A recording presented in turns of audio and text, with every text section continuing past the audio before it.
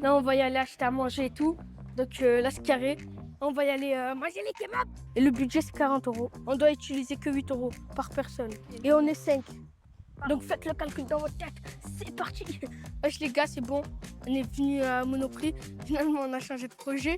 Et en fait, le seul truc qu'on a changé, c'est les pizzas. À la place, on va prendre des sandwichs au thon. On y va. On a encore changé de truc du coup. Et là, du coup, on va prendre une baguette chacun. Ça coûte 70 centimes, 75. 1, 2, 3. Vous voulez tous manger des sandwichs? Ok. Du coup, ça c'est pour vous. Moi, je vais me prendre mon truc. Oh! Bon, moi, je vais prendre un petit sandwich. Et voilà, on prend celui-là du coup. Bon, bref, moi, j'aime pas trop le thon. Moi, je vais me prendre ça directement.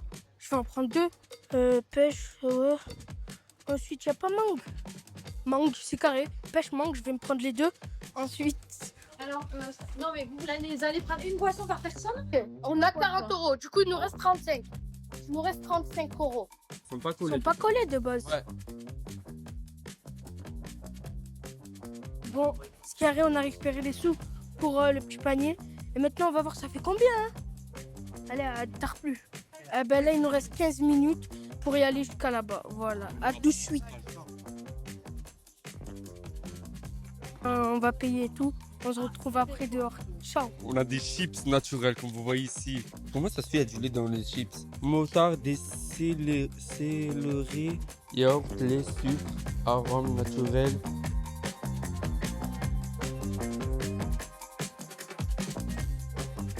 Wesh les gens, bref, on se présente. On est 10 jeunes de Narbonne. On est au théâtre plus cinéma de Narbonne.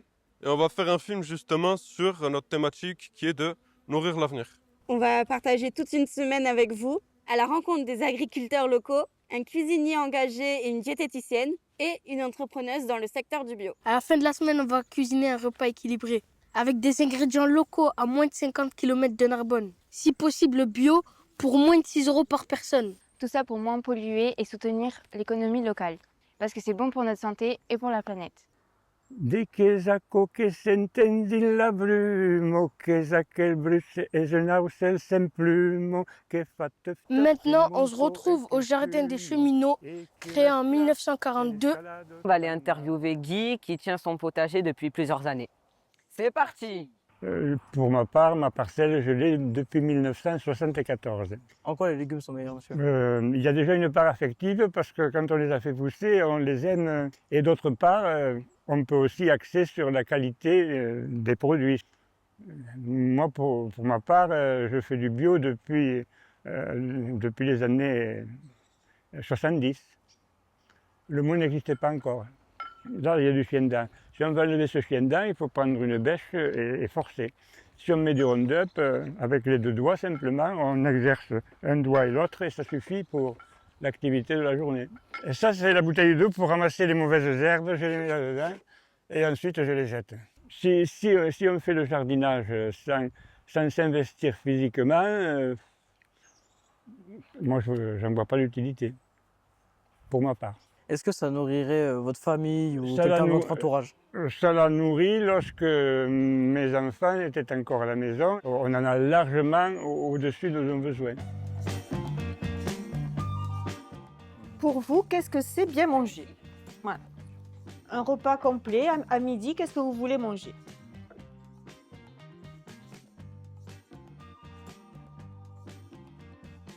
Donc quand tu mets de la crème fraîche, tu mets pas du yaourt. Tu mets de la crème fraîche, tu mets du gras. D'accord?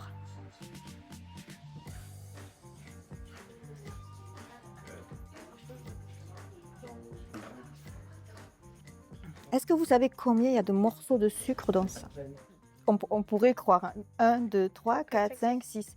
Quand tu bois ça, tu penses que tu t'hydrates. Ça fait que ton corps il te dit j'ai soif, j'ai besoin d'eau. Hein. Quand tu bois ça, comme c'est sucré, tu as encore envie de boire. Combien de sucre, hein, le coca? Alors cette boisson, tu sais, petit format, on n'a pas l'impression de boire beaucoup. C'est très addictif. Ce colorant peut avoir des effets indésirables sur l'activité et l'attention chez les enfants. Red Bull. Très bien, vous êtes fort, hein? Là, c'est comme si tu bois 5 cafés d'un coup. Qui c'est qui arrive à boire 5 cafés d'un coup là? Pour être performant, un sportif, qu'est-ce qu'il va boire, hein? Et il va boire de l'eau, tu l'as dit. Un sportif, pour être performant, il boit de l'eau. On est au cellier bio à Narbonne avec Jacqueline et on va lui poser quelques questions. Je tiens 2 établissements sur Narbonne, un restaurant qui s'appelle Ma Pause Bio et ici où je vous accueille à Montcellier Bio, donc c'est une épicerie bio qu'on a ouvert il y a maintenant 6 mois. Alors, qu'est-ce qui vous a motivé à fonder ces 2 établissements et pourquoi avoir choisi le bio? Alors moi j'ai grandi dans le bio en fait, donc c'est comme ça que nous est venue l'idée d'ouvrir le restaurant Ma Pause Bio pour vraiment repartir avec des produits de saison, des produits au maximum local quand on peut. Faire venir des tomates du Brésil, faire venir des tomates qui sont cultivées sous serre chauffée et qui sont bio, pour moi ça n'a pas de sens. On va acheter une courge de Nice idéale.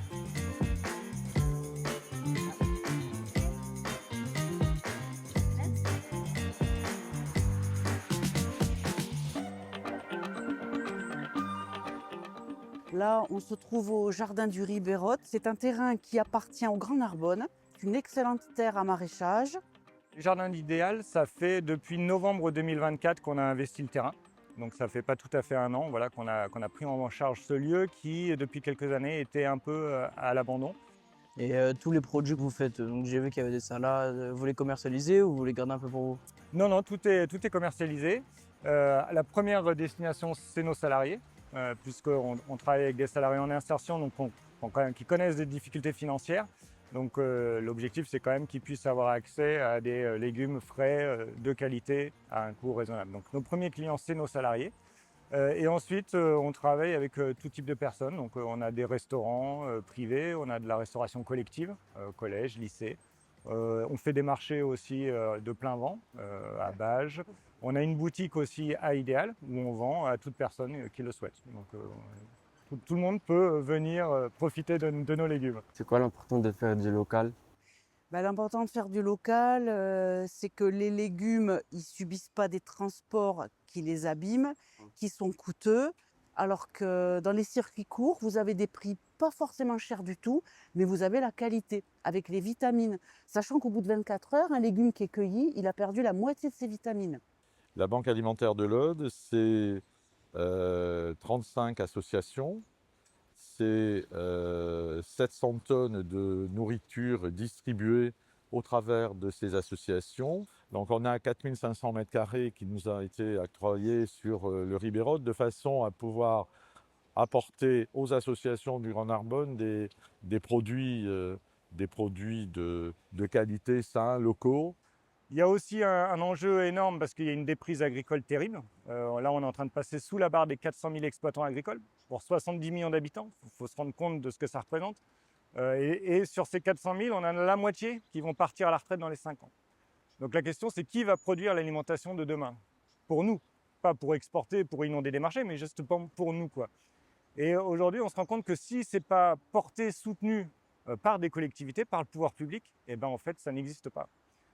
Et donc là, il faut vraiment qu'il y ait une prise de conscience des élus avec des budgets qui soient alloués pour vraiment assurer cette sécurité qui est vitale. C'est-à-dire que l'agriculture française aujourd'hui a un gros défaut, c'est qu'elle est extrêmement dépendante de ses intrants, des engrais, de l'essence pour les tracteurs, etc., enfin, et des plastiques pour les cultures. Donc il est impératif qu'aujourd'hui on réapprenne à cultiver en étant autonome, c'est-à-dire en créant notre propre compost, en essayant de ne pas amener de la fertilisation extérieure, mais de faire des rotations de culture avec des légumineuses qui vont amener de l'azote dans les plantes, etc. Donc c'est vraiment un travail d'association des cultures qui va nous permettre de nous éloigner, de nous rendre indépendants justement de tous ces intrants qui en plus coûtent cher, viennent de l'autre bout de la planète généralement, etc. Mais c'est vrai que ça demande beaucoup plus de technique, ça demande beaucoup plus de main d'œuvre, et donc en règle générale, ça conduit à des produits qui sont un peu plus chers. Maintenant, je pense qu'avec 50 ans de recul, on a vu ce que ça fait. On a vu notamment sur l'état des sols ce que produit l'usage intensif d'engrais de synthèse, de retournement des sols, d'insecticides, de pesticides. La réalité, c'est qu'en fait, on a tué les sols. Et que si on veut nourrir des hommes, il faut nourrir des plantes, donc il faut nourrir le sol. Mais il faut le faire de manière intelligente.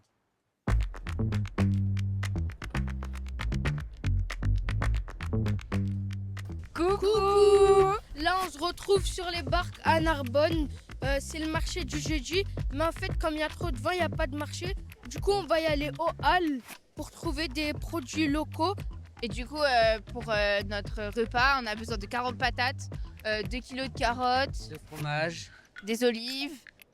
Bon, du coup, on est dans les halles et on a trouvé des patates, des carottes et des tomates qui viennent de Saint-André. Et c'est juste à côté, donc c'est parfait. Ouais, c'est à moins de 50 km de Narbonne.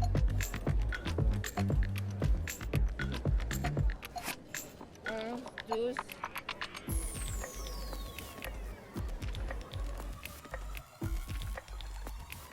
Bon, là, on va à Biocop. Pour acheter des légumes. Donc C'est parti.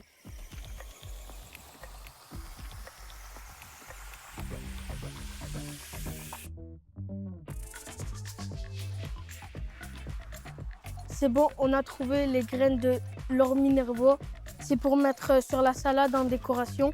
Bon, du coup, on a trouvé des oignons rouges qui viennent de 14 km de Narbonne, de Salle d'Aude. Pour avoir de la couleur dans notre salade, il faut de la betterave et c'est de saison, donc c'est parfait. Elle vient de Maillac, donc c'est pas loin et du coup, c'est bon.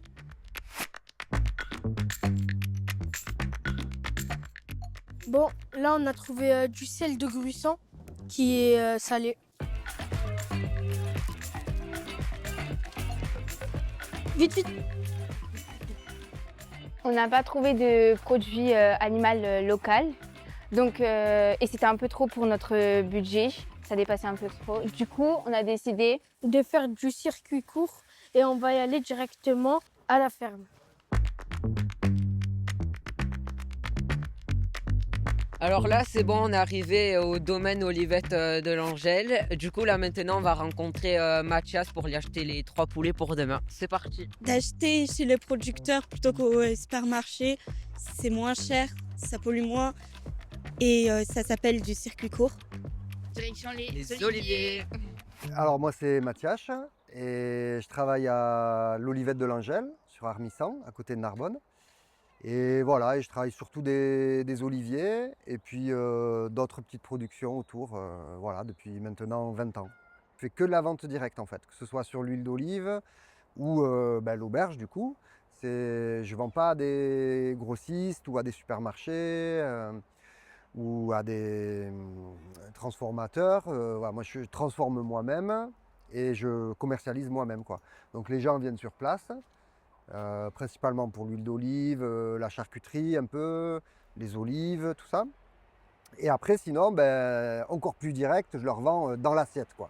Okay. Là, ça ne peut pas être plus direct, quoi. Je leur mets dans la bouche, quoi. Je les nourris à la béquée. Voilà. Ah non, mais quand tu veux les attraper, ouais, elle se dit, oula, qu'est-ce qu'il me veut, lui? Elle se méfie. Ça, c'est cette race, ouais. C'est des coups on appelle ça. Ou des couplets. C'est une race qui est plutôt pour manger, c'est plutôt des bonnes poules à manger. C'est doux en vérité. 3-4 kilos par jour, tu manges, toi? Là-bas, c'est 1,5 kg, 2 kg par repas. Le matin, je fais 400-500 grammes. Et goûter, ouais, 300-400 grammes. Hey, quel appétit! Les poules, elles vont dans les oliviers. Les cochons, ils mangent les grignons d'olive. Mais avant l'Angèle, avant la vigne, il y avait évidemment de la vigne, mais il y avait aussi des troupeaux de brebis, il y avait des oliviers, ils faisaient des céréales, ils avaient des pigeons pour les fientes, ils faisaient des légumes, tout ça pendant des milliers d'années, on peut dire. Le petit abattoir où je vais fait du halal. Donc il y a un abattage rituel qui se fait sur les poulets. Et donc voilà, vous avez un poulet halal, tout simplement. Ici, on n'est pas très loin d'une autoroute où on a tous les jours des milliers de camions qui transportent plein de marchandises, mais beaucoup d'alimentation du sud de l'Espagne ou même de plus loin, et qui remontent la vallée du Rhône pour aller nourrir de la Hollande au Danemark, à l'Allemagne ou même en France aussi, au nord de la France. Et c'est une absurdité complète d'avoir délocalisé l'endroit où on produit les aliments et l'endroit où on les mange, quoi. Ça a des conséquences écologiques catastrophiques, ne serait-ce que par tout ce transport de camions par CO2. Et puis ça fait aussi une agriculture industrielle qui qui ne prend pas soin de la nature et des humains.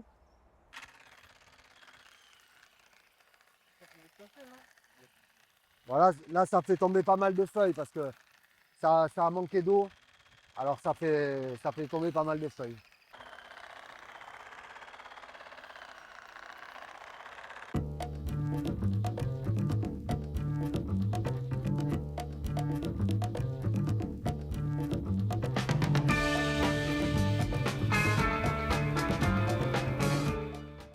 Cool, salut tout le monde. Je travaille à la cuisine du collège à Lézignan. On fait 500 repas et on essaye de faire autrement que ce qui se fait d'habitude à la cantine. Donc on cuisine tout maison, il n'y a rien qui arrive surgelé, ni en boîte, ni rien du tout.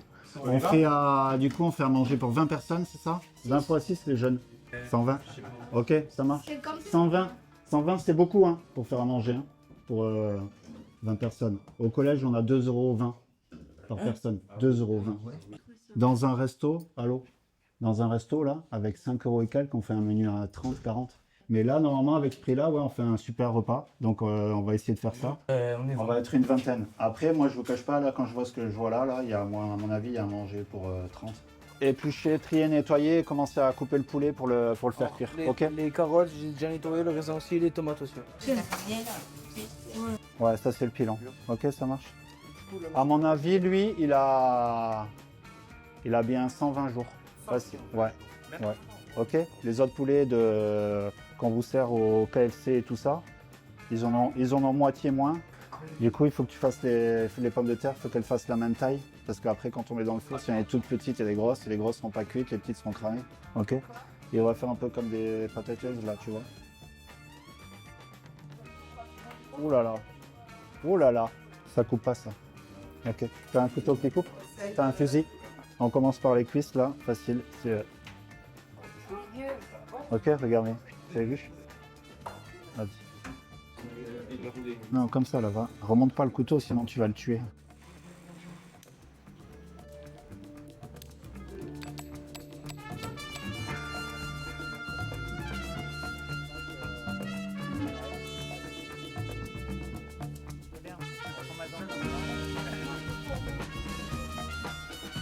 Ça marche avec ça.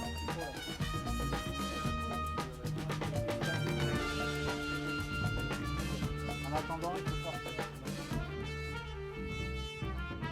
On aurait pu faire un aioli avec. Waouh!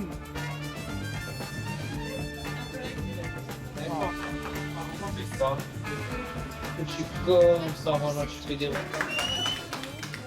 Je crois que la plupart des ingrédients ils viennent de moins de 50 km, même moins de 30 km. Ah ouais.